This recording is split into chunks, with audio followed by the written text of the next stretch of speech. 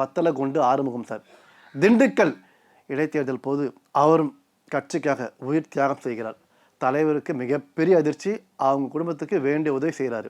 இதோடு மட்டுமல்லாமல் திருச்சியை சேர்ந்த கல்லுக்குழி கந்தன் சார், அவரும் கட்சிக்காக உயிர் தியாகம் செய்கிறார். அவர் குடும்பத்திற்கு மக்கள் தலைவர் எம்ஜிஆர் வேண்டிய உதவி செய்கிறாரு. அதாவது தலைவரை பொறுத்த வரைக்கும் அந்த கட்சிக்காக அரும்பாடுபட்டவங்களுக்கெல்லாம் உதவிகள் செய்து கொண்டே இருந்தார். அப்பொழுது பார்த்தீங்கன்னா அலையோசை ஒரு பத்திரிகை. அந்த பத்திரிகையில் மக்கள் திலகம் எம்ஜிஆரை விமர்சனம் செய்தார்கள் 2 பேர். அதன் பிற்பாடு வேலூர் நாராயணன் சார் அவர் என்ன பண்ணியிருக்காரு, அலையோசை இந்த பத்திரிகை நடத்திட்டு வந்தார். அதில் மக்கள் திலகம் எம்ஜிஆரை கடுமையாக தாக்கி கட்டுரைகள் எழுதி வந்தார். அதே பத்திரிகையில் கண்ணதாசன் அவர்களும் மக்கள் திலகம் எம்ஜிஆரை தாக்கி எழுதி வந்தார்கள். அதன் பிறகு அந்த கட்டிடம் பார்த்தீங்கன்னா சென்னையில் நெல்சன் மாணிக்கம் ரோட்டில் இருந்தது. அந்த கட்டிடம் ஏலத்திற்கு வருகிறது.